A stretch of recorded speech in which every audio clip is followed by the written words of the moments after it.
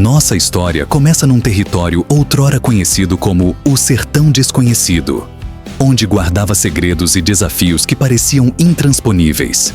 No início do século XX, enquanto o Brasil se expandia em busca de novas terras para cultivo e progresso, essa região era palco de uma história pouco contada. A resistência dos índios caingangues e as dificuldades enfrentadas na construção de uma das maiores obras de infraestrutura do país, as ferrovias. Até 1890, o café era quem ditava o traçado das ferrovias, que eram vistas apenas como auxiliadoras da produção cafeeira.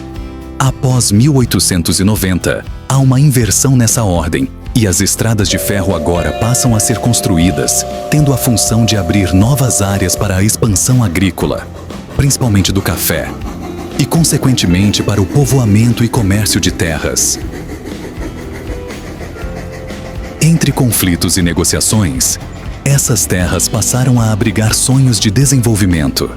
Foi nesse contexto que emergiu uma figura fundamental para o progresso paulista: o comendador José de Orge, um homem cuja visão e determinação moldaram parte da história do Estado. No final do século XIX, o oeste de São Paulo era visto como a última fronteira do Estado. A construção de ferrovias era essencial para integrar essas terras ao restante do Brasil.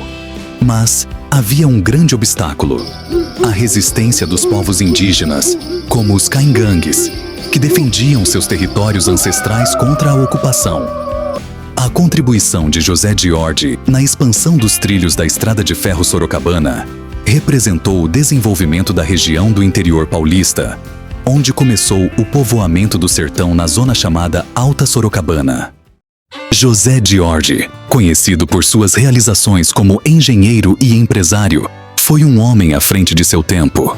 Em 13 de dezembro de 1866, na cidade de Lucca, na região de Toscana da Itália, junto com seus pais e irmãos, migrou para o Brasil em 1877, onde mais tarde começou a trabalhar na construção da Estrada de Ferro Sorocabana, sendo responsável por importantes projetos ferroviários que conectaram diversas regiões do país. Suas contribuições incluíram a construção de ferrovias como as que ligam Mairinque a Santos e Boituva a Porto Feliz. Além disso, foi pioneiro em obras como adutoras de água, linhas telegráficas e estações ferroviárias. No Brasil, José de Orge estabeleceu-se na região da Granja Viana, em São Paulo, onde adquiriu terras que mais tarde foram loteadas e deram origem a importantes condomínios da região.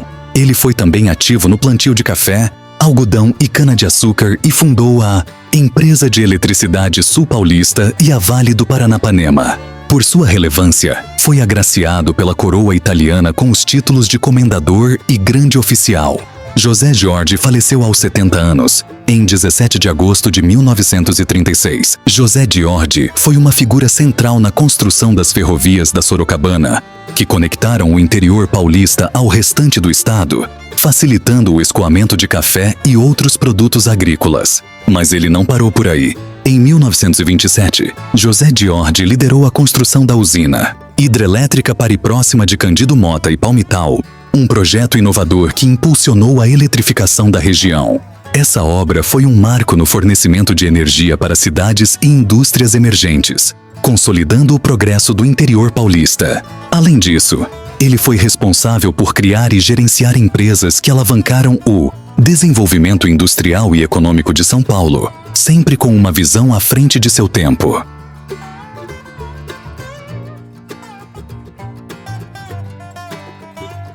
Nutria uma verdadeira paixão por suas fazendas, mas uma se destacava, que era a Fazenda Cardoso de Almeida.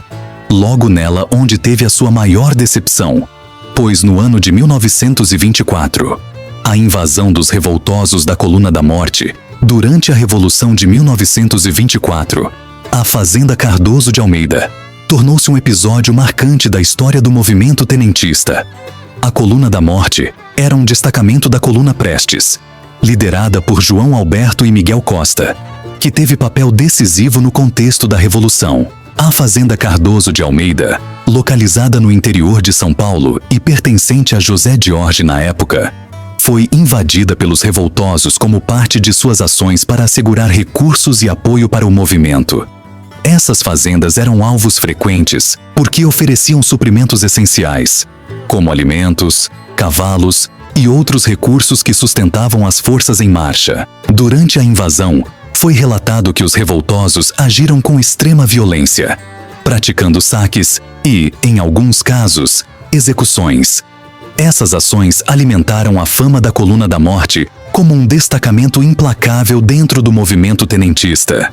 José Diorge, proprietário da fazenda, sofreu perdas significativas com a ação, o que evidenciava os impactos diretos da Guerra Civil sobre os grandes proprietários rurais da região. Esse evento ilustra a tensão social e política do período, em que as revoltas tenentistas buscavam desafiar o poder das oligarquias rurais e o sistema político da Primeira República. Embora a Coluna Prestes tenha ganhado notoriedade por seus ideais de justiça social e reformas, a Coluna da Morte foi marcada pela violência de suas ações, deixando uma mancha na imagem geral do movimento. Hoje, a história do comendador José Diorge vive nas ferrovias, usinas e cidades que ele ajudou a erguer. Sua contribuição vai além das obras. Ele nos ensina sobre a força da determinação e o poder de acreditar no futuro. Se você gostou desse vídeo e quer conhecer mais histórias inspiradoras, não esqueça de curtir, comentar e se inscrever no canal.